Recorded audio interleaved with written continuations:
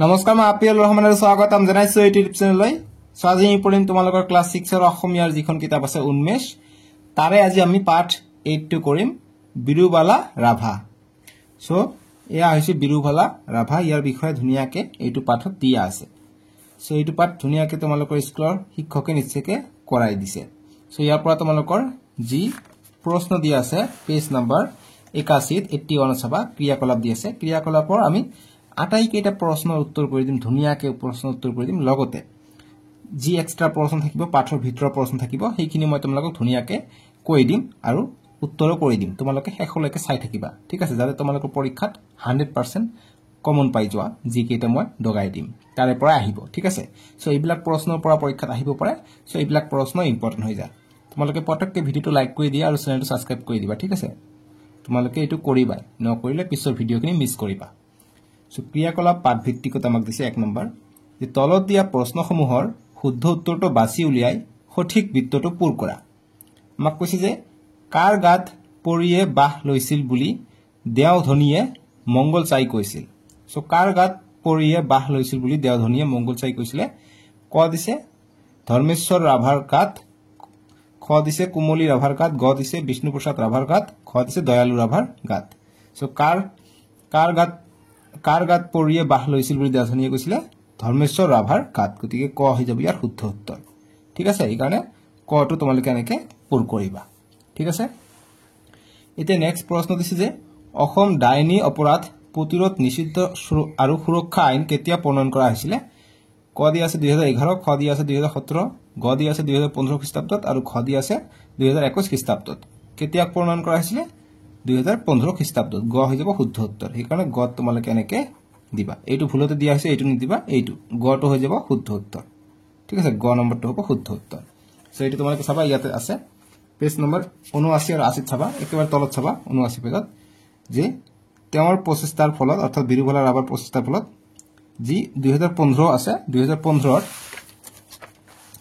2015 খ্ৰীষ্টাব্দত অসম চৰকাৰে অসম ডাইনী অপৰাধ প্ৰতিৰোধ নিষিদ্ধ সুৰক্ষা আইন প্ৰণয়ন কৰিলে গতিকে 2015 হৈ যাব ইয়াৰ শুদ্ধ উত্তৰ ঠিক আছে এতিয়া নেক্সট 2 নম্বৰ প্ৰশ্নবিলাকৰ পৰা আমি এতিয়া ধুনিয়াকে মই টাইপিং আকাৰে দিছো তোমালোকে উত্তৰখিনি এতিয়া চাই লোৱা 2 নম্বৰ প্ৰশ্ন দিছে যে তলত দিয়া প্ৰশ্ন কেইটাৰ উত্তৰ কোৱা আৰু লিখা ক নম্বৰ প্ৰশ্ন দিছে যে বিৰুবালা ৰাভাৰ কেনে ধৰণৰ স্বভাৱে তেওঁলোক সকলোকে আকৰ্ষিত কৰিছিল গতিকে বিৰুবালা দেৱীৰ বা বিৰুবালা ৰাভাৰ কেনেকুৱা ধৰণৰ স্বভাৱ আছিল সো আমি উত্তৰ কৰিম বিৰুবালা ৰাভাৰ নম্ৰতা সহানুভূতি আৰু সাহসে সকলোকে আকৰ্ষিত কৰিছিল 2 নম্বৰ প্ৰশ্ন বিৰুবালা কিয় শিক্ষকৰ প্ৰিয় ছাত্ৰী আছিল আমি উত্তৰ কৰিম হি পঢ়াত আগ্ৰহী আৰু মনোযোগী ছাত্ৰী আছিল বুলি শিক্ষকে তেওঁক ভাল পাইছিল ঠিক আছে ভাল পাইছিল বা প্ৰিয় ছাত্ৰী আছিল গ নম্বৰ প্ৰশ্ন যে বিৰুবালা ৰাভাৰ লগত ডাইনী বিশ্বাস বিৰোধী অভিযানত অংশগ্ৰহণ কৰা সংগঠনটোৰ নাম কি আছিল আমি উত্তৰ কৰিম যে ডাইৰেক্ট উত্তৰটো লিখিবা যে সংগঠনটোৰ নাম আছিল মিছন বিৰুবালা ঠিক আছে সো এইটো প্ৰশ্ন কিন্তু ইম্পৰ্টেন্ট পৰীক্ষাৰ কাৰণে ঘ নম্বৰ প্ৰশ্ন যে বিৰুবালা ৰাভাৰ মিছন বিৰুবালা অভিযানক অসম চৰকাৰে কি হিচাপে স্বীকৃতি দিছিল আমি উত্তৰ কৰিম অসম চৰকাৰে মিছন বিৰুবালাক এক সচেতনতা অভিযান হিচাপে স্বীকৃতি দিছিল 9 নম্বৰ প্ৰশ্ন যে ৰাজ্য চৰকাৰে বিৰুবালা ৰাভালৈ কি বঁটা আগবঢ়াইছিল আমি উত্তৰ কৰিম ৰাজ্য চৰকাৰে তেওঁক নাৰী শক্তি বঁটা আগবঢ়াইছিল ঠিক আছে 6 নম্বৰ প্ৰশ্ন যে ভাৰত চৰকাৰে বিৰুবালা ৰাভাক কি সন্মান যাচিছিল আমি উত্তৰ কৰিম ভাৰত চৰকাৰে তেওঁক পদ্মশ্ৰী বঁটাৰে সন্মানিত কৰিছিল 3 নম্বৰ প্ৰশ্নবোৰ দিছে যে তলত দিয়া প্ৰশ্নবোৰৰ উত্তৰ আলোচনা কৰি কোৱা আৰু লিখা ক নম্বৰ প্ৰশ্ন দিছে যে বিৰুবালা ৰাভাই ডাইনী বিশ্বাসৰ কবলৰ পৰা সমাজখনক কিয় মুক্ত কৰাৰ পণ লৈছিল আমি উত্তৰ কৰিম যে ডাইনী সন্দেহত বহু নিৰীহ নাৰীক হত্যা কৰা হৈছিল বিৰুবালা ৰাভাই এই অন্যায় ৰোধ কৰাৰ বাবে সমাজক মুক্ত কৰিবলৈ পণ লৈছিল সো গতিকে যি ডাইনী সন্দেহ কৰি নিৰীহ নাৰীক হত্যা কৰিছিল সেইটো ৰোধ কৰাৰ কাৰণে বিৰুবালা ৰাভাই পণ লৈছিলে যে এইটো মই সমাজৰ পৰা নোহোৱা কৰি দিম। এতিয়া খ নম্বৰ প্ৰশ্ন যে মিছন বিৰুবালা অভিযানে ডাইনী বিশ্বাসৰ বিৰুদ্ধে কেনেদৰে কাম কৰিছিল। আমি উত্তৰ কৰিম যে এই অভিযানে সমাজত সজাগতা আনিবলৈ সভা সন্মিলন আৰু নাটক যোগে লোকক সচেতন কৰি অন্ধবিশ্বাস দূৰ কৰিবলৈ কাম কৰিছিল। এতিয়া চাবা 4 নম্বৰ প্ৰশ্ন দিছে যে বিৰুবালা ৰাভাৰ জীৱনৰ বিষয়ে 10টা বাক্য লিখা। গতিকে বিৰুবালা ৰাভাৰ বিষয়ে আমাক 10টা বাক্য লিখিব দিছে। গতিকে উত্তৰ লিখিম 1 নম্বৰ যে বিৰুবালা ৰাভা অসমৰ এটা গাঁৱত জন্মগ্ৰহণ কৰিছিল। 2 নম্বৰ যে তেওঁ শৈশৱতে সামাজিক অবিচাৰৰ সৈতে পৰিচিত হৈছিল। 3 নম্বৰ যে তেওঁ শিক্ষাৰ বাবে অধিক আগ্ৰহী আছিল। 4 নম্বৰ ডাইনী সন্দেহত মহিলাৰ ওপৰত হোৱা অত্যাচাৰে তেওঁক আন্দোলনলৈ অনুপ্ৰাণিত কৰে। 5 নম্বৰ যে তেওঁ মিছন বিৰুবালা নামৰ এক সংগঠন গঠন কৰে। 6 নম্বৰ যে এই সংগঠন ডাইনী বিশ্বাস বিৰোধী সচেতনতাৰ কাম কৰিছিল। 7 নম্বৰ যে তেওঁ অসমৰ বহু ঠাইত গাইডেড আলোচনা আৰু সচেতনতা সভা আয়োজন কৰিছিল। তাৰপিছত 8 নম্বৰ যে ৰাজ্য চৰকাৰে তেওঁক নাৰী শক্তি বঁটা প্ৰদান কৰিছিল। 9 নম্বৰ কেন্দ্ৰীয় চৰকাৰে তেওঁক পদ্মশ্ৰী সন্মান দিয়ে। আৰু 10 নম্বৰ যে বিৰুবালা ৰাভা সমাজৰ অন্ধবিশ্বাসৰ বিৰুদ্ধে সাহসিকতাৰ প্ৰতীক। 5 নম্বৰ প্ৰশ্ন অন্ধবিশ্বাসে মানুহক কিদৰে বিপদত পেলায় দলত আলোচনা কৰা। আমি উত্তৰ কৰিম অন্ধবিশ্বাসে মানুহক বিজ্ঞান আৰু যুক্তিবোধৰ পৰা আঁতৰাই লৈ যায়। বহু সময়ত এই বিশ্বাসৰ বাবে নিৰীহ মানুহক ডাইনী বুলি আখ্যা দিয়া হয়, শাৰীৰিকভাৱে কষ্ট দিয়া হয় আৰু কেতিয়াবা মৃত্যুৰো সন্মুখীন কৰা হয়। ই সমাজত ভয় আৰু অনাস্থাৰ সৃষ্টি কৰে। সেয়ে অন্ধবিশ্বাসৰ বিৰুদ্ধে শিক্ষাৰে প্ৰতিহত হ'ব লাগিব। এতিয়া 6 নম্বৰ প্ৰশ্ন চাবা। 6 নম্বৰ প্ৰশ্ন কৈছে যে তলত দিয়া সন্ধিবোৰ ভাঙি লিখা। গতিকে আমাক সন্ধি দিছে আৰু সন্ধিবোৰ আমাক ভাঙি লিখিব দিছে 6 নম্বৰ প্ৰশ্নত। ঠিক আছে। এইটো ভাষা অধ্যয়নত আছে পেজ নম্বৰ 82ত। প্ৰথমত যিটো আমাক দিছে যে 6 নম্বৰত চাবা তলত যে খ্ৰীষ্টাব্দ। গতিকে কি লিখিম খ্ৰীষ্ট যোগ অব্দ অৰ্থাৎ অ যোগ আ যিটো আছে সেইটো সন্ধিৰ যোগ হৈছে। ঠিক আছে। তাৰপিছত হিমালয় হিম যোগ আলয় এইটো অ আ লাগি পেলাই আ হৈছে। তাৰপিছত অতীত অতি যোগ ইত। গতিকে তোমালোকে এইখিনি লিখিব পাৰা, ব্ৰেকেটৰখিনি লিখিব ইচ্ছা নগ'লেও লিখিব নালাগে। ঠিক আছে। গতিকে এইখিনি ইম্পৰ্টেণ্ট অতি যোগ ইত অতীত ই আৰু ই লাগি ই হৈছে দীৰ্ঘিকাৰ। তাৰপিছত স্বেচ্ছা গতিকে স্ব যোগ ইচ্ছা স্বেচ্ছা অ যোগ ই হৈছে এই লগ লাগিছে। তাৰপিছত নৱোদয় নৱ যোগ উদয়। ঠিক আছে। অ উ লগ লাগি উ হৈছে। এতিয়া 7 নম্বৰ প্ৰশ্ন যে তলত দিয়া সন্ধিবোৰ ভাঙি লিখা। গতিকে আকৌ আমাক সন্ধি দিছে, এইবাৰ ভাঙি লিখিব দিছে। ঠিক আছে। যেনেকুৱা প্ৰথমত দিছে তোমালোকে চাবা পেজ নম্বৰ 83ত চাবা 7 নম্বৰ দিছে তদুপৰি তদুপৰি তৎযোগ উপৰি। তাৰপিছত দিছে সম্পূৰ্ণ লিখিম সমযোগ পূৰ্ণ। তাৰপিছত দিছে উদ্ধাৰ উদ্যোগ হাৰ। এইবিলাক পৰীক্ষাত আহিব, ভালকৈ পঢ়িবা হা। তাৰপিছত সংহতি সমযোগ ইতি বা সংযোগ হতি। তাৰপিছত চলচ্চিত্ৰ চলযোগ চিত্ৰ। এতিয়া 8 নম্বৰ প্ৰশ্ন দিছে যে তলত দিয়া শব্দবোৰ সন্ধি অনুসৰি তালিকাভুক্ত কৰা। গতিকে কোনটো ব্যঞ্জক সন্ধি কোনটো সৰসন্ধি। যেনেকুৱা সচৰিত্ৰ সংসাৰ মহাশয় প্ৰতীক্ষা নিৰোৎপল সজ্জন সংহতি চন্দ্ৰোদয় সমিতি উৎসৱভাত বা সম্ভাৱ হৈছে না সদ্ভাৱ। ঠিক আছে। সদ্ভাৱ হৈ আছে। কোনটো সৰসন্ধি কোনটো ব্যঞ্জন সন্ধি আমি লিখিম। এইফালে লিখিছে সৰসন্ধি কি কি আছে মহাশয় দেৱালয় প্ৰতীক্ষা আৰু ব্যঞ্জন সন্ধিত হ'ব সচৰিত্ৰ সংসাৰ নিৰোৎপল সজ্জন চন্দ্ৰোদয় সমিতি আৰু সম্ভাৱ। ঠিক আছে। এতিয়া 9 নম্বৰ প্ৰশ্ন দিছে যে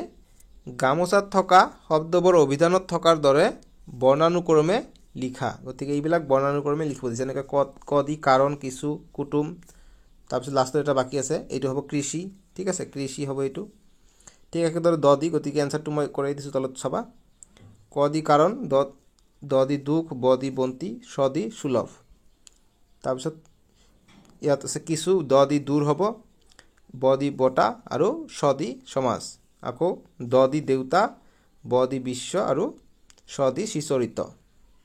আৰু লাষ্টত কৃষি, দ দি দেওধনী, ব দি বাট আৰু স দি সুলভ। এতিয়া 10 নম্বৰ প্ৰশ্ন দিছে যে তলত দিয়া শব্দকেইটা ব্যৱহাৰ কৰি বাক্য ৰচনা কৰা। যেনেকুৱা হতাশ, পাৰ্গত, অশিক্ষিত, গৌৰৱ, বিশ্বাস, প্ৰিয় পাত্ৰ। সো এইবিলাক ব্যৱহাৰ কৰি আমাক বাক্য ৰচনা কৰিব দিছে। প্ৰথমত দিছে হতাশ, গতিকে আমি উত্তৰ কৰিম হতাশ, যে পৰীক্ষাত ভাল ফল নোপোৱাত সি হতাশ হৈছিল। তাৰপিছত পাৰ্গত লিখিম তেওঁ গণিতত পাৰ্গত। অশিক্ষিত লিখিম অশিক্ষিত লোকসকলে সমাজত বহু সমস্যাৰ সন্মুখীন হয়। এইটো উত্তৰ দি লিখিবা এইবিলাক, ঠিক আছে, এইবিলাক পৰীক্ষাত আহিব। গৌৰৱ লিখিবা যে দেশৰ বাবে কাম কৰাটো আমাৰ গৌৰৱ। বিশ্বাস আমি লিখিম যে আমি ইজনে সিজনক বিশ্বাস কৰিব লাগে। আৰু লাষ্টত দিছে প্ৰিয় পাত্ৰ, লিখিম যে সি শিক্ষকৰ প্ৰিয় পাত্ৰ। এতিয়া 11 নম্বৰ কিতাপত চাবা যে তলত দিয়া শব্দবোৰৰ লিংগ নিৰ্ণয় কৰি তালিকাভুক্ত কৰা। গতিকে লিংগ দিছে মা, পুৰুষ এইবিলাক, গতিকে কোনটো স্ত্ৰীলিংগ কোনটো পুংলিংগ আমাক লিখিব লাগে। সো লিখি দিছোঁ, এফালে দিছোঁ পুংলিংগ, এফালে দিছোঁ স্ত্ৰীলিংগ। পুংলিংগত হ'ব পুৰুষ, অধ্যাপক, দমৰা, তাৰপিছত বন্দা আৰু ল'ৰা। আৰু স্ত্ৰীলিংগত হ'ব কি মা আহিব, ৰাণী আহিব, শিক্ষয়িত্ৰী আহিব, তাৰপিছত আইতা আহিব, তাৰপিছত আহিব দেৱী। 12 নম্বৰ প্ৰশ্ন দিছে যে তলত কিছুমান বৰ্ণ আৰু যুক্তাক্ষৰ খেলিমেলিকৈ দিয়া আছে, অৰ্থ অনুসৰি এই শব্দবোৰ শুদ্ধকৈ সজাই লৈ কাষত খালী বাকচটোত লিখা। গতিকে খালী বাকচত আমাক লিখিব কৈছে। গতিকে 12 নম্বৰ পেজ নম্বৰ তোমালোকে চাবা, বাকচ দিয়া আছে। গতিকে প্ৰথমত যদি দিছে ক নম্বৰ যে হতাশ, তাৰ মানে হৈছে নিৰাশ হোৱা, গতিকে বাকচত লিখিবা হতাশ, এইটো দিয়াই আছে আমাক, ঠিক আছে, যে তা স হ, গতিকে হতাশ। খ নম্বৰ এইটো দিছে আমাক ৰাগ গ দুৰ, গতিকে এইটো ভাল মানে কি সহজে আৰোগ্য নোহোৱা, গতিকে এইটো বাকচত লিখিবা দুৰাগ্য। তাৰপিছত বকুঠাত কিবা কি ওলোটাকৈ দিছে একচুৱেলি বাক্যটো, গতিকে এইটোৰ মানে হৈছে সংকোচ, গতিকে কুণ্ঠাবোধ। ঘ নম্বৰ যে অ ই কমা, এইটো ভদ্ৰ বা অহংকাৰ নথকা, এইটো বক্সত লিখিবা অমায়িকা। তাৰপিছত উম নম্বৰ যিটো দিছে এইটো হৈছে কোনো কামত আগবঢ়া ব্যক্তি, গতিকে এইটো হ'ব আগৰণুৱা।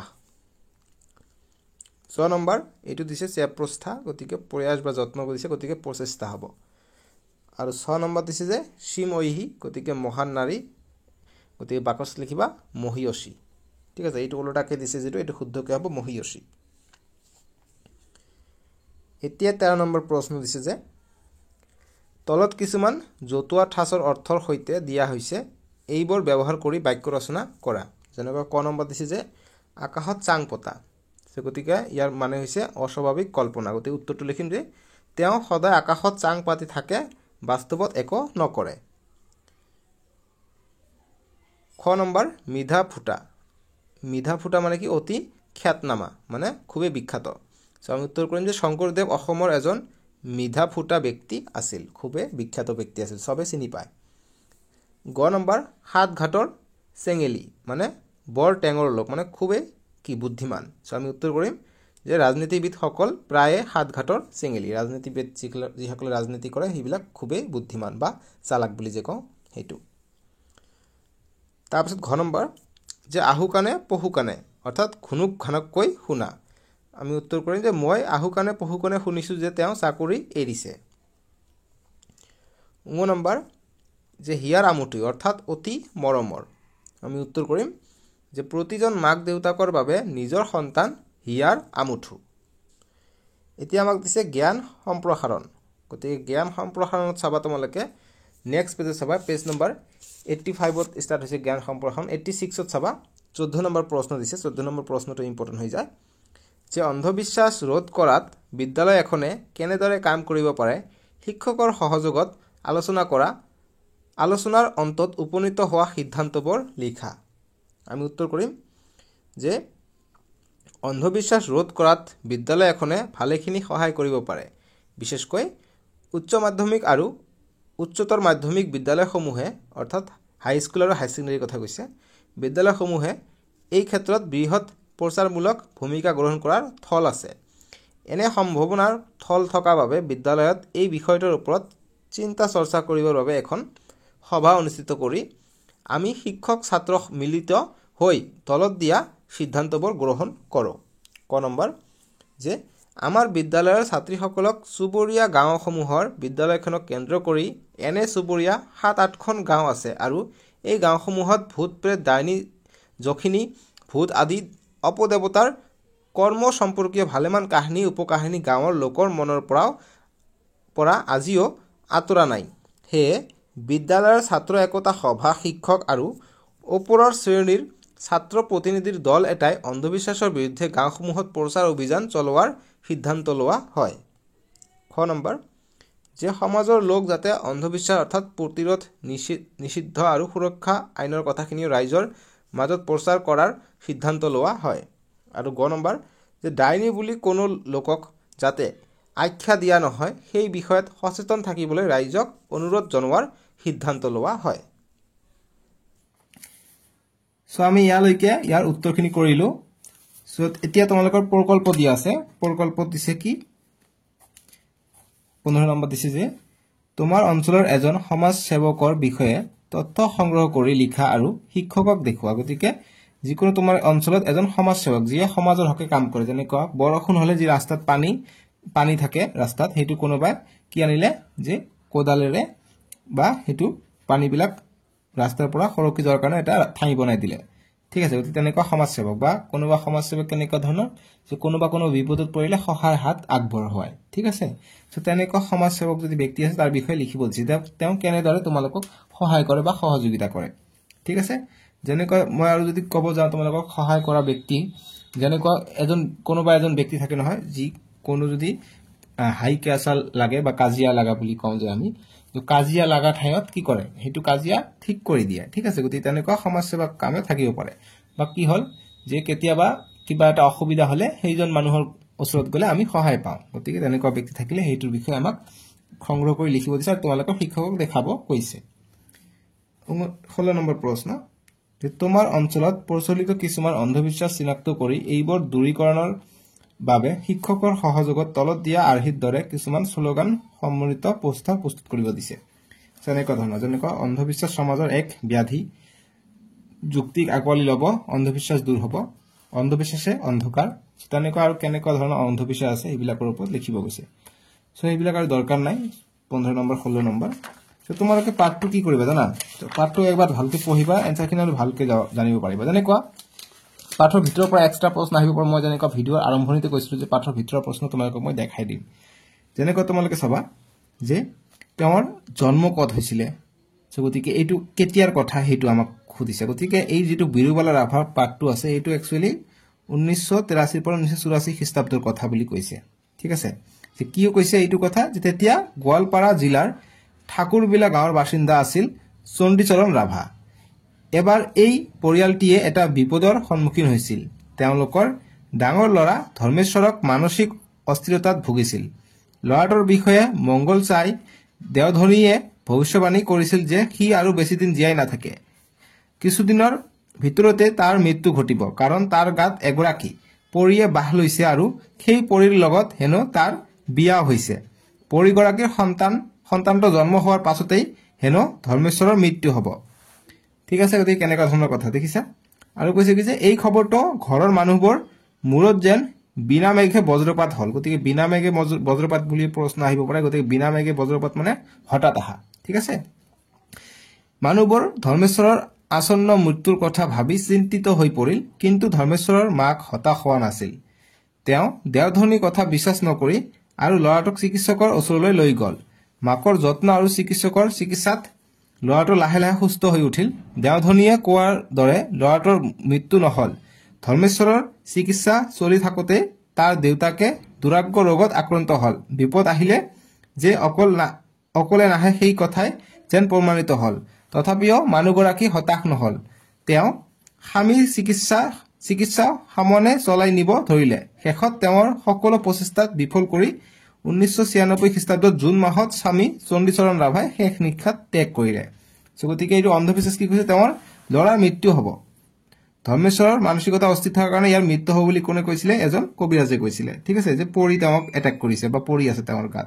এইবিলাক অন্ধবিশ্বাসৰ কথা কৈছে। কিন্তু তেওঁৰ 1996 চনত চণ্ডীচৰণৰ ৰাভাৰ মৃত্যু হৈছিলে। গতিকে এইবিলাক কথা আমি কিয় পাতি আছো, আমি অকণমান আগবাঢ়িলে গম পাই যাম যে চণ্ডীচৰণ ৰাভা কোন হয়, বা যি ঠাকুৰবিলাক গাঁৱৰ বাসিন্দা আছিল ই কোন হয় গতিকে লেক্স পঢ়ো আমি গম পাই যাম যে যিগৰাকী মহিলাৰ জীৱনত এই দুখজনক ঘটনাটো ঘটিছিল তেওঁই হল বিৰুবালা ৰাভা গতিকে আমি কাৰ কথা পাতি আছিলো বিৰুবালা ৰাভাৰ কথা পাতিছিলো বিৰুবালা ৰাভাৰ কি আছিল তেওঁৰ যি ল'ৰা আছিল ল'ৰাটো বহুত বেয়া অৱস্থাত ভুগিছিল আৰু তেওঁৰ যি পতি আছিল স্বামী আছিল চণ্ডীচৰণ তেওঁৰ মৃত্যু হৈছিল কেতিয়া 1996 চনত এইটো ইম্পৰ্টেন্ট হৈ যায় ঠিক আছে তাৰপিছত কৈছে যে তেওঁলোকৰ সমাজখনৰ কিছুমান মানুহে এইবোৰ ডাইনী কাম বুলি বিশ্বাস কৰিছিল গতিকে সমাজৰ মানুহে কৈছিল যে এই ডাইনী ইয়াৰ কাৰণে তেওঁৰ পুত্ৰৰ এনেকুৱা অৱস্থা তেওঁৰ কিয়ৰ স্বামীৰ মৃত্যু হলে ঠিক আছে কিন্তু লিখিছে কি যে দুই এজনে বিৰুবালা ৰাভাক ডাইনী বুলি কবলৈ কুণ্ঠাবোধ কৰা নাছিল কিন্তু এই অপযশৰ পাছতো তেওঁ থমকি ৰোৱা নাছিল ইয়াৰ বিপৰীতে তেওঁ সমাজৰ পৰা অন্ধবিশ্বাস কুসংস্কাৰ দূৰ কৰিবলৈ মুকলিভাৱে ওলাই আহিছিল গতিকে এইবিলাক কথা তেওঁ আওকাণ কৰিছিল কৰি এইবিলাক যে অন্ধবিশ্বাস যিবিলাক আছে যে এইটো কৰা ই আৰু বেছি দিন বাছি নাথাকিব ভূত ধৰিছে এইটো পৰি ধৰিছে গতিকে এইবিলাক অন্ধবিশ্বাসটো দূৰ কৰাৰ কাৰণে বিৰুবালাই আগবাঢ়ি আহিছিল ঠিক আছে সো এইবিলাক পাৰ্ট পঢ়িলে তোমালোকে বহুত বস্তু ইয়াৰ পৰা এনসাৰ তোমালোকে বুজিব পাৰিবা ঠিক আছে তাৰপিছত কি কৈছে যে বিৰুবালা ৰাভাই সৰুৰে পৰাই বৰ অমায়িক আছিল গতিকে বিৰুবালা ৰাভাই সৰুৰ পৰা কি আছিল অমায়িক আছিল ঠিক আছে গতিকে অমায়িক মানে কি এইভাবে তোমালোকে চাবা অমায়িক মানে অৰ্থ তোমালোকে পাই যাবা অমায়িক আছিল এইটো ঠিক আছে অমায়িক আছিল এইটো ভদ্ৰ বা অহংকাৰ নথকা ব্যক্তি আছিল কোন বিৰুবালা ৰাভা ঠিক আছে তেওঁ নম্ৰ স্বভাৱে সকলোকে আকৰ্ষণ কৰিছিল গতিকে নম্ৰ স্বভাৱে এইটো প্ৰশ্ন আছিল আমি আনসাৰ কৰিছিলো বুজি পাইছিলা দেখিছা কেনেকুৱা ধৰণৰ পাঠৰ ভিতৰৰ পৰা আমি আনসাৰ বিলাক বাছি উলাব পাৰি তাৰপিছত কৈছে যে তেওঁ সাহসী হোৱাৰ উপৰি খেল ধেমালি কৰিও যথেষ্ট ভাল পাইছিল খেলা ধুলাৰ মাজতে তেওঁ ঘৰ পথাৰৰ কাম কাজতো মাক দেউতাকক সহায় কৰিছিল ৰোৱা তোলা বোৱা কটা কামবোৰতো তেওঁ সৰুৰে পৰাই পাৰ্গত আছিল বিৰুবালাই পঞ্চম শ্ৰেণীলৈকেহে আনুষ্ঠানিক শিক্ষা গ্ৰহণ কৰিছিল বিদ্যালয়ত পঢ়ি থকা সময়তেই বিৰুবালাৰ নেতৃত্ব সুলভ গুণ প্ৰকাশ পাইছিল এতিয়া তেওঁ পঢ়া-শুনাৰ লগতে বিদ্যালয়ৰ যিকোনো কামতে অনুৰোগা আছিল সেইবাবে তেওঁ শিক্ষকৰ প্ৰিয় পাত্ৰ আছিল গতিকে শিক্ষকৰ প্ৰিয় পাত্ৰ কি আছিল আমি আনসাৰ কৰিছো তোমালোকে ইয়াৰ পৰা লিখিব পাৰা যে তেওঁ পঢ়া-শুনাৰ লগতে বিদ্যালয়ৰ যিকোনো কামতে অগ্ৰণুৱা আছিল সেইবাবে তেওঁ শিক্ষকৰ প্ৰিয় পাত্ৰ হৈছিল ঠিক আছে তাৰপিছত চাবা মই প্ৰশ্ন আনসাৰ কেনেকুৱা ধৰণে এক্সট্ৰা প্ৰশ্ন আহিব পৰা এইখিনিও তোমালোকক দেখাই দি আছো যে শৈশৱ কালতে তেওঁৰ দেউতাকৰ মৃত্যু হৈছিল গতিকে বিৰুবালা ৰাভাৰ দেউতাকৰ মৃত্যু কেতিয়া হৈছিল শৈশৱ কালত যেতিয়া বিৰুবালা ৰাভাৰ বয়স 14-15 আছিল তেতিয়া শৈশৱ কালত ঠিক আছে যে ঘৰুৱা কাম কাজত মাকক সহায় কৰিবলগীয়া হোৱাৰ বাবে তেওঁ কম বয়সতে পঢ়া-শুনা সামৰিবলগীয়া হৈছিল 1964 খ্ৰীষ্টাব্দত বিৰুবালা ৰাভাৰ চণ্ডীচৰণ ৰাভাৰ সৈতে বিবাহ সম্পূৰ্ণ হয় গতিকে বিৰুবালা ৰাভাৰ কেতিয়া বিয়া হৈছিল 1964 খ্ৰীষ্টাব্দত বিৰুবালা ৰাভাৰ বিয়া হৈছিল কাৰ লগত চণ্ডীচৰণৰ লগত ঠিক আছে আৰু বিবাহৰ পাছত তেওঁলোকে তিনিজন ল'ৰা আৰু এজনী ছোৱালী জন্ম হয় গতিকে বিৰুবালা ৰাভাৰ তিনিজন ল'ৰা আছিল আৰু এজনী ছোৱালী আছিল এওঁলোক ক্ৰমে হল গতিকে ল'ৰা তিনিটাৰ নাম দিছে ধৰ্মেশ্বৰ ৰাভা বিষ্ণুপ্ৰসাদ ৰাভা কুমলী ৰাভা আৰু দয়ালী ৰাভা গতিকে ইয়াত এজন ছোৱালীও আছে গতিকে ধৰ্মেশ্বৰ ৰাভা বিষ্ণুপ্ৰসাদ ৰাভা কুমলী ৰাভা এইটো ছোৱালী আৰু দয়ালু ৰাভা গতিকে এই তিনিটা ল'ৰা আৰু এটা ছোৱালী এতিয়া দিছে গতিকে নাম কেইটা ইম্পৰ্টেন্ট তোমালোকে পঢ়িবা ইয়াৰ ল'ৰা ছোৱালী কেইটাৰ নাম বিৰুবালা ৰাভাৰ তাৰপিছত দিছে যে বিৰুবালা ৰাভাৰ বৰপুত্ৰ ধৰ্মেশ্বৰৰ ঘটনাটোৱে তেওঁৰ জীৱনত গভীৰ প্ৰভাৱ পেলাইছিল তেওঁ এটা কথাত নিশ্চিত হৈছিল যে বৰপুত্ৰ ধৰ্মেশ্বৰৰ বিষয়ে দেওধনীয়ে কোৱা সকলো কথা মিছা আছিল গতিকে যি দেওধনী কৈছিল যে তেওঁ পৰি ধৰিছিল হাবিজাবি কৰিছিল গতিকে এইবিলাক সববিলাক কথা মিছা আছিল ঠিক আছে সেইদৰে ডাইনী বেজবেজালি আদি সম্পৰ্কে থকা অন্ধবিশ্বাসবোৰেও মানুহক বিপদত পেলাইছিল বিৰুবালা ৰাভাই এনে ধৰণৰ অন্ধবিশ্বাসবোৰৰ পৰা সমাজখনক মুক্ত কৰাৰ প্रण ললে ঠিক আছে এইবিলাক নোহোৱা কৰাৰ কাৰণে প্रण লৈছিল তাৰপিছত যে সে তেওঁ মহিলাসকলক সংগঠিত কৰিবৰ বাবে মহিলা সমিতি গঠন কৰিলে এই সমিতিবোৰৰ যোগেদি তেওঁ মানুহৰ মাজত সজাগতা আনিবলৈ সভা সমিতি অনুষ্ঠিত কৰিলে তেওঁ এই কামত অসম মহিলা সমতা সোসাইটি নামৰ এটা স্বেচ্ছাসেৱী সংগঠনে বিশেষভাৱে সহায় কৰিলে গতিকে বিৰুবালাৰ এইটো কামত কোনটো সহায় কৰিলে অসম মহিলা সমতা সোসাইটি নামৰ গতিকে এইটো স্বেচ্ছাসেৱী সংগঠনে সহায় কৰিছিল গতিকে এইটোখিনি ইম্পৰ্টেন্ট তাৰপিছত ইতিমধ্যে ডাইনী অন্ধবিশ্বাসৰ বলি হোৱা লোকসকল এই সংগঠনৰ সহযোগত তেওঁ তাৎক্ষণিকভাৱে প্ৰয়োজনীয় সহায় আগবঢ়ালে এনেদৰেই মানুহৰ মাজত প্ৰেৰণাৰ বন্তি হৈ বিৰুবালা ৰাভাৰ কাম কৰি গল ঠিক আছে এতিয়া চাবা ইম্পৰ্টেন্ট বস্তু যে যি বিৰুবালা মিছন বিৰুবালা আছিল এইটো কেতিয়া আহিছিল তোমালোকে চাবা ইয়াত যে 2011 খ্ৰীষ্টাব্দত বিৰুবালাই অসম মহিলা সমতা সোসাইটিৰ লগ হৈ মিছন বিৰুবালা নামেৰে এক অভিযান আৰম্ভ কৰিলে গতিকে মিছন বিৰুবালা নামেৰে কেতিয়া এক অভিযান আৰম্ভ কৰিছিল 2011 চনত এইটো ইম্পৰ্টেন্ট হৈ যায় গতিকে এটা এক্সট্ৰা এটা প্ৰশ্ন গতিকে 2011 চনত অসম মহিলা সমতা সোসাইটিৰ লগ হৈ মিছন বিৰুবালা নামেৰে এক অভিযান আৰম্ভ কৰা হৈছিল তাৰ পিছত যে এই অভিযানক অসম চৰকাৰে ৰাজ্যিক অভিযান হিচাপে স্বীকৃতি দিলে এই অভিযানৰ যোগেদি ৰাভাই ডাইনী বিশ্বাসৰ বলি হোৱা 50ৰো অধিক লোকৰ জীৱন ৰক্ষা কৰিলে গতিকে মিছন বিৰুবালা কিমানজন মানুহৰ বা কিমানজন মহিলাৰ প্ৰাণ ৰক্ষা কৰিছিল 50ৰো অধিক লোকৰ জীৱন ৰক্ষা কৰিছিল লগতে ব্যক্তিগত প্ৰচেষ্টাৰো তেওঁ 35 গৰাকী লোকৰ প্ৰাণ ৰক্ষা কৰিছিল গতিকে নিজে তেওঁ ব্যক্তিগত প্ৰচেষ্টা কৰিও 35 গৰাকী লোকৰ প্ৰাণ ৰক্ষা কৰিছিল ঠিক আছে বিৰুবালা ৰাভাৰ লগতে মিছন বিৰুবালা অভিযানৰ ডাইনী বিৰোধী আন্দোলন সমগ্ৰ অসমৰ মানুহৰ দৃষ্টি আকৰ্ষণ কৰিলে তেওঁলোকৰ প্ৰচেষ্টাতেই 2015 এইটো ইম্পৰ্টেন্ট 2015 খ্ৰীষ্টাব্দৰ বা চনৰ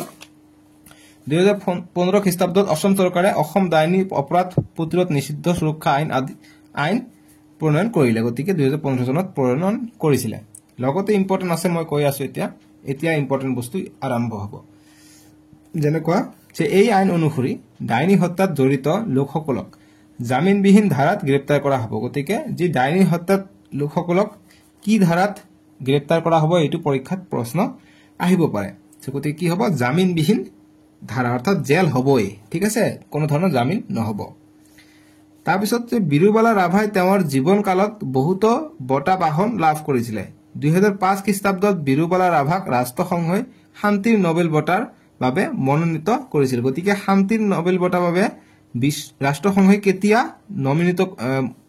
মনোনীত কৰিছিল বিৰুবালা ৰাভাক গতিকে 2005 খ্ৰীষ্টাব্দত ঠিক আছে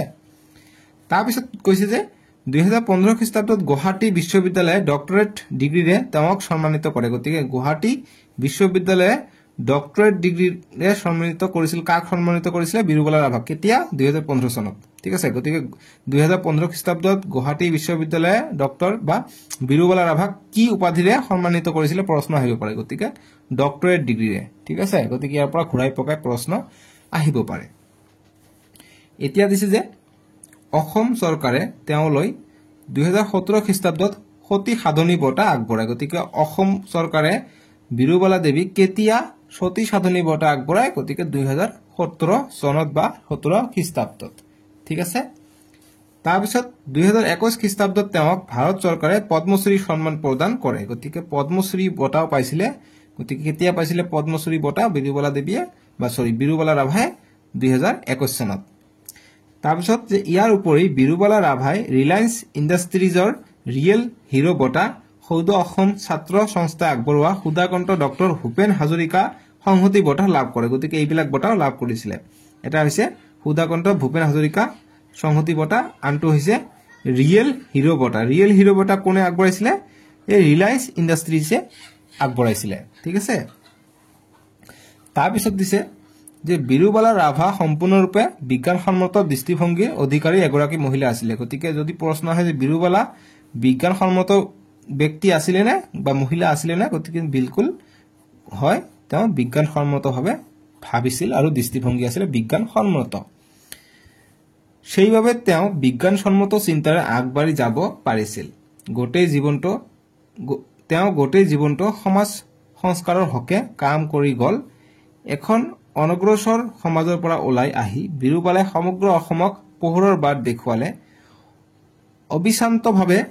কাম কৰি এগৰাকী মহিয়সী নাৰীয়ে 2024 খ্ৰীষ্টাব্দৰ 13 মে তাৰিখে জীৱন নাটৰ সামৰণি মাৰিলে গতিকে বিৰুবালা ৰাভাৰ মৃত্যু হোৱা বেছি দিন হোৱা নাই জাস্ট যোৱা বছৰ হৈছিলে 2024 খ্ৰীষ্টাব্দৰ 13 মেত হৈছিলে তেওঁৰ মৃত্যু অন্ধবিশ্বাস আৰু কুসংস্কাৰ মুক্ত সমাজ এখন প্ৰতিষ্ঠা কৰাৰ পথ প্ৰদৰ্শক হিচাপে বিৰুবালা ৰাভা বিশ্ব নাগৰিকৰ মাজত সদায় জিলিকি থাকিব বুজি পালা খুবেই ইন্টাৰেষ্টিং এইটো যেটো পাৰ্টটো দিছে ঠিক আছে না তোমালোকে চেষ্টা কৰিবা এইটো যাতে গোটেইখিনি পঢ়ি অকমান মনত ৰাখিবা মানে এইটো হল আসোৱা এইটো বিৰুবালা দেৱী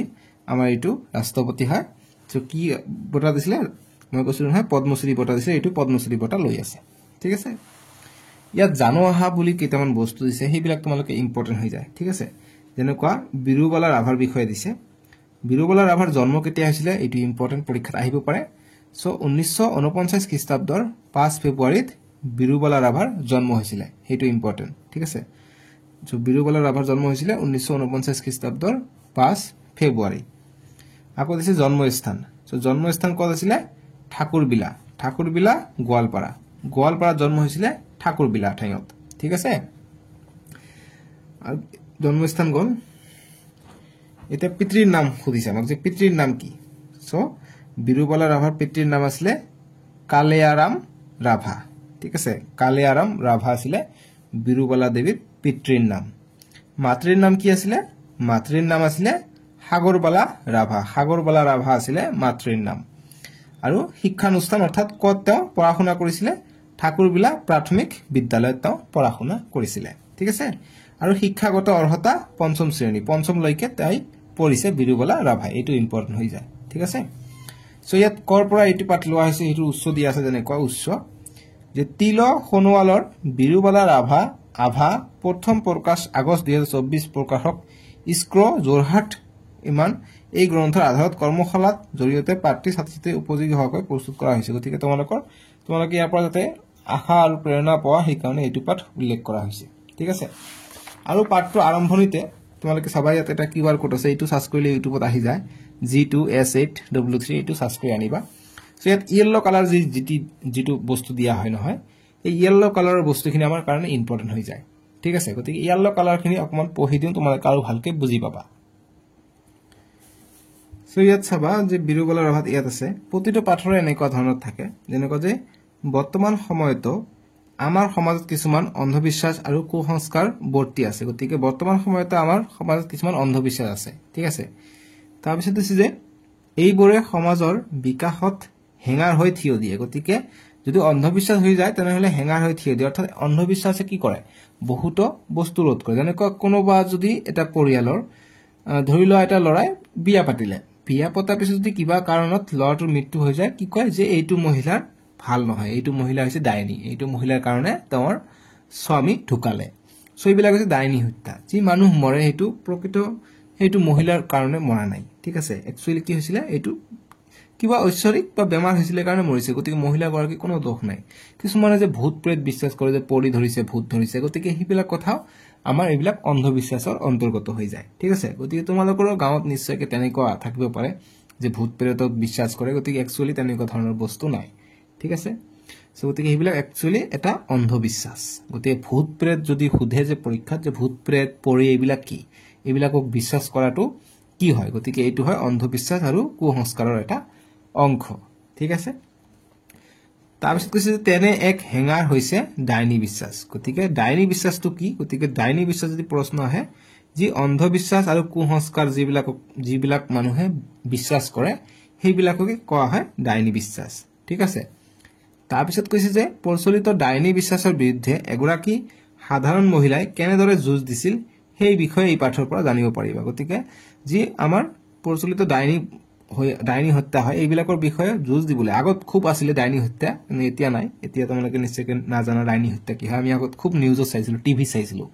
আজিকালিতো টিভি নাই আগত আমি টিভিত নিউজত চাইছিলো ঠিক আছে যে ডাইনী হত্যা হয় এইটো মহিলাক মাৰিলে বা এনেকুৱা ধৰণৰ ঘটনা ঘটিলে সো এইটো পাঠৰ পিছৰে ইয়াত ডিসকাস কৰিছে এইজনী আছিল বিৰুবালা ৰাভা ঠিক আছে সো গতিকে কেতিয়াবা এইটো তোমালোকে আজৰি সময়ত বিৰুবালা ৰাভাৰ বিষয়ে পিকচাৰটো আঁকিবলৈ ট্ৰাই কৰিবা ঠিক আছে গতিকে এইবিলাক আঁকিলে তোমালোকৰ আঁকাৰ স্কিলটো ভাল হৈ যাব সো তোমালোকৰ যেটো নতুনকৈ কিতাপ দিছে নহয় উন্মেষ প্ৰথম ভাগ ষষ্ঠ শ্ৰেণীৰ বাবে ইয়াত তোমালোকে চাবা বহুতে খুদি থাকে যে পৰীক্ষাৰ কাৰণে কেইটা পাঠ আহিব সো পৰীক্ষাৰ কাৰণে তোমালোকক অলৰেডি তোমালোকক যিকেইটা পাঠ আছে ইয়াত চাবা তোমালোকে 1 নম্বৰৰ পৰা এক আমাৰ দেশ কবিতা এটা আছে 2 নম্বৰ পাঠ আছিল সহা আৰু সিংহ পঞ্চতন্ত্ৰৰ সাধু গতিকে নিশ্চয়কৈ তোমালোকৰ প্ৰথম পৰীক্ষাতে এইবিলাক পাঠ হৈ গৈছে তাৰপিছত 3 নম্বৰ পাঠটো আছিল পুথি অধ্যয়ন প্ৰবন্ধ আছিল 4 নম্বৰ আছিল ৰগৈ বলা গছৰ পুলি নাটিকা আছিল এইটো তাৰপিছত ৰিমঝিম বৰষুণ আহে পদ্য এইটো মই দিছো ভিডিও বনাই সববিলাকে দিছো 6 নম্বৰ বৈজ্ঞানিক মানসিকতা আৰু আমাৰ সমাজ প্ৰবন্ধ আছিল তাৰপিছত তপনৰ কথা মই দিছিলো এতিয়া আমাৰ চলি আছে বিৰুবালা ৰাভাৰ জীৱন গাথা সো সববিলাকে আছে ইয়াৰ পিছত যেটো আছে 9 নম্বৰ টকাত একোটা হাতী হাস্য বংগ গতিকে এইটো আমি নেক্সট ভিডিওত কৰিম ডেসক্ৰিপচন দিয়া আছে ভিডিওত ঠিক আছে সো প্ৰতিটো ভিডিও মই ধুনিয়াকৈ বনাই দিছো তোমালোকক মই প্লেলিষ্ট দেখাই দিম যে প্লেলিষ্ট কেনেকৈ তোমালোকে চাবা সো তোমালোক এটা বস্তু মই দেখাই দিও তোমালোকক এটো চাবা জানে কে এটো চ্যাপ্টাৰ 8 হয় যে ক্লাস 6 ৰ সো গতিকে নেক্সট যেটি তেনেকৈ 8 টো শেষ কৰাৰ পিছত কেনেকৈ নেক্সট চ্যাপ্টাৰটো চাবা সো তোমালোকে চাবা তোমালোকে কি কৰিবা প্ৰতিটো ভিডিও এনেকৈ লাইক কৰি দিবা এইটো ভিডিও লাইক কৰি দিবা আৰু সাবস্ক্ৰাইব কৰা থাকিলে এনেকৈ থাকিব ঠিক আছে গতিকে এনেকৈ সাবস্ক্ৰাইব কৰি দিবা আৰু ডেসক্ৰিপচন কেনেকৈ খোলে নহয় ইয়াত তোমালোকে ক্লিক কৰিবা ইয়াত ক্লিক কৰিলে চাবা ডেসক্ৰিপচন খোল খালে ইয়াত চাবা চ্যাপ্টাৰ 8 গল এইটো চ্যাপ্টাৰ 9 ইয়াত ক্লিক আছে গতিকে চ্যাপ্টাৰ 9 এইটো গতিকে ইয়াত তোমালোকে ক্লিক কৰিবা চ্যাপ্টাৰ 9 টো খোল খাব ঠিক আছে ইয়াত চাবা ইয়াত ক্লিক কৰিবা চ্যাপ্টাৰ 9 প্লে হৈ গল ঠিক আছে গতিকে এইটো এডভাৰেজ আহিছে গতিকে এইটো হৈছে চ্যাপ্টাৰ 9 টো তোমালোকে প্লেলিষ্ট কেনেকৈ চাবা তোমালোকে মই প্লেলিষ্ট দেখাব খোজো তো তোমালোকক মই প্লেলিষ্ট দেখাই দিম ইয়াত যে লিখা আছে আপিএল ৰহমান তো প্ৰতিটো ভিডিও তোমালোকে লাইক কৰিবলৈ ট্ৰাই কৰিবা সো আপিএল ৰহমান যত লিখা আছে ইয়াতে তোমালোকে ক্লিক কৰিবা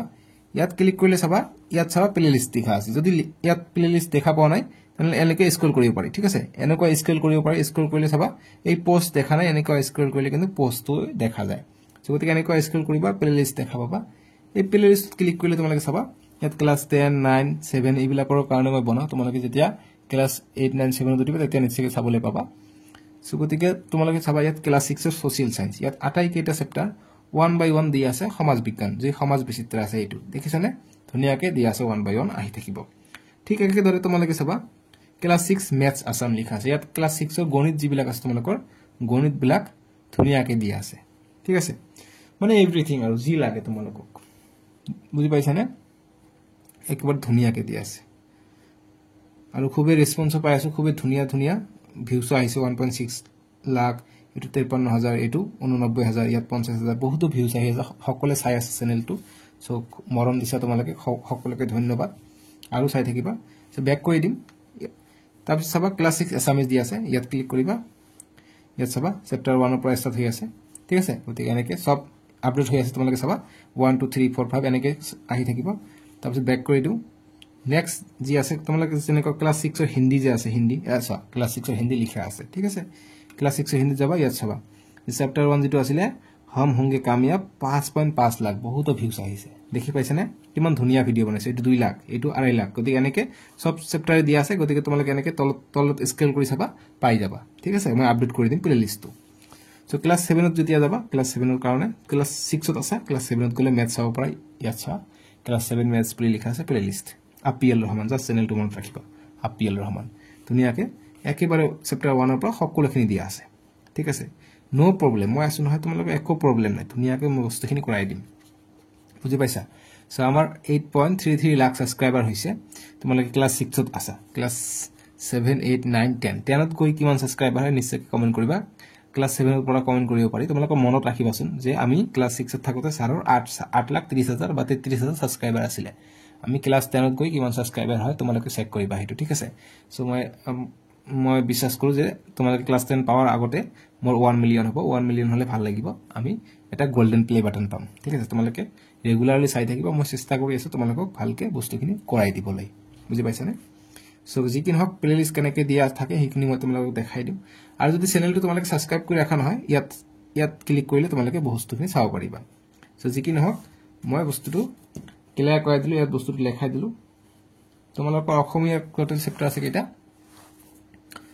15টা চ্যাপ্টাৰ আছে ঠিক আছে 15টা চ্যাপ্টাৰ আছে তোমালোকৰ অসমীয়া টোটাল হেতু কিন্তু ইম্পৰ্টেন্ট কোন ব্ৰাইটনেছটো বঢ়াই দিও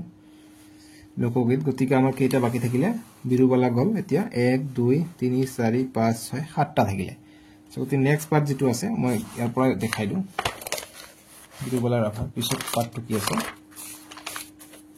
বিৰুবালা ৰাভাৰ পিছত পাৰ্টটো আছে আমাৰ ইয়াত আছে আমাৰ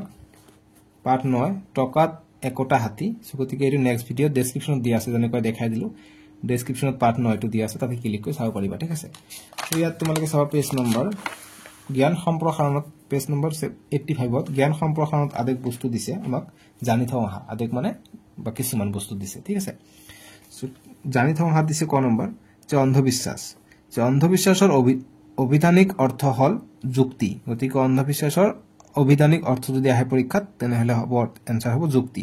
যুক্তি আৰু বিচাৰ নকৰাকৈ পোষণ কৰা বিশ্বাস গতি ঠিক আছে ইয়াৰ পৰা লিখিব লাগিব যে অন্ধবিশ্বাস মানে কি যে অন্ধবিশ্বাসৰ অবৈধানিক অৰ্থ হল যুক্তি আৰু বিচাৰ নকৰাকৈ পোষণ কৰা বিশ্বাস গতিকে আমি কিবা এটা মানুহৰ পৰা শুনিলে এইটোই বিশ্বাস কৰি ললো হেতু যুক্তি বা এটো আমি নজনাকৈ প্ৰমাণ নহাকৈ বৈজ্ঞানিকভাৱে নহাকৈ আমি এটো বিশ্বাস কৰাকে আমাক অন্ধবিশ্বাস বুলি কয় ঠিক আছে এতিয়া কৈছে সমাজত প্ৰচলিত কিছুমান বিশ্বাসৰ কোনো ধৰণৰ বৈজ্ঞানিক ভিত্তি নাই এইবোৰ বিশ্বাস যুক্তিৰ আধাৰত প্ৰতিষ্ঠিত নহয় অন্ধবিশ্বাসৰ লগত জাদু অলৌকিক প্ৰভাৱ কিছুমান পৰম্পৰাগত চিন্তা আদি বিষয় জড়িত হৈ থাকে ঠিক আছে গতিকে বহুত বস্তু জড়িত হৈ থাকে যেনেকৈ জাদু অলৌকিক প্ৰভাৱ এইবিলাক অন্ধবিশ্বাস নেক্সট পেজত দিয়া আছে কি যে ডাইনি প্ৰথাটো কি হয় তোমালোকৰ চমুটকা আহিব পাৰে সো এইখিনি লিখিব লাগিব তেনেকুৱা যে আমাৰ সমাজখনত কেতিয়াও ভূত প্ৰেত দত বাঘ জিন জখনি আদিৰ দৰে অপদেৱতাৰ বিশ্বাস প্ৰচলিত হৈ আছে ঠিক তেনে ধৰণৰ আন এটা অন্ধবিশ্বাস হল ডাইনি প্ৰথা প্ৰচলিত অঞ্চলসমূহত কোনো মানুহ যদি কিবা বেমাৰত ভগে তেতিয়া সেই অঞ্চলৰ লোকে এইটো ডাইনিৰ বাবে হৈছে বুলি বিশ্বাস কৰে মই যে কলো হেতু মহিলাক দোষে হেতু যে তেওঁলোকে মংগল তিৰদাৰ মংগল চোৱা কোনো এগৰাকী পুৰুষ বা মহিলাক ডাইনি বুলি চিনাক্ত কৰি নানা অত্যাচাৰ কৰে কেতিয়াবা এই দৰে বহু লোক নিৰীহ লোকক মৃত্যুক সাবটি লয় গতিকে এনেকুৱা ধৰণৰ বহুত নিৰীহ লোক দোষ নকৰি মৃত্যুৰ সন্মুখীন হয় ডাইনি প্ৰথাৰ কাৰণে যি এতিয়া বন্ধ হৈছে এটা গ নম্বৰ দিছে যে অসম ডাইনি অপৰাধ প্ৰতিৰোধ নিষিদ্ধ আইন সুৰক্ষা প্ৰতিৰোধ নিষিদ্ধ আৰু সুৰক্ষা আইন যেটো আছে হেতুৰ বিষয়ে আমাক লিখিব দিছে আমি লিখিম যে ডাইনি অপৰাধ নিৰ্মূলৰ বাবে প্ৰণয়ন কৰা এই আইনখন অসম বিধান সভাত 2015 খ্ৰীষ্টাব্দত গৃহীত হয় এই আইনখনে কোনো লোকক ডাইনি বুলি অভিহিত কৰাটো অবৈধ বুলি গণ্য কৰে ডাইনি অভিযোগত আনক হাৰাশাস্তি কৰা বা আক্ৰমণ কৰা লোকক আইনখনৰ অধীনত শাস্তি প্ৰদান কৰা হয় আইনখনে ডাইনি সম্পৰ্কীয় অপৰাধৰ লগত জড়িত ব্যক্তিক 7 বছৰ কাৰাদণ্ড আৰু 5 লাখ টকালৈ জৰিমনা বিহাৰ ব্যৱস্থা কৰিছে গতিকে এইটো ইম্পৰ্টেন্ট 7 বছৰ কাৰাদণ্ড জনে এইটো আইনৰ বিৰোধিতা কৰিব ঠিক আছে বা ইয়াৰ শাস্তি আৰু 5 লাখ লৈকে জৰিমনা এনে অপৰাধ ৰোধৰ বাবে জনসাধাৰণৰ মাজত সজাগতা বৃদ্ধিৰ ক্ষেত্ৰতো আইনখনে গুৰুত্ব প্ৰদান কৰিছে ঠিক আছে বহুত বস্তু আছে যিমান আছিল সম্পূৰ্ণখিনি মই কৈ দিলো যাতে তোমালোকে পৰীক্ষাত ডাইৰেক্ট কমন পাই যাও ঠিক আছে যাতে সববিলাকে আহে আমি নেক্সট ভিডিওত কৰিম এইটো পাৰ্ট 9 ডেসক্ৰিপচনত দিয়া আছে আজিলৈকে আহো প্লেলিষ্টতো দিয়া আছে বুজি পাইছা জি ক্লাস 6 এছামিজ বুলি আজিলৈকে আহো ভিডিওটো লাইক কৰিবা আৰু চেনেলটো সাবস্ক্ৰাইব কৰি দিবা ঠিক আছে so bye bye take care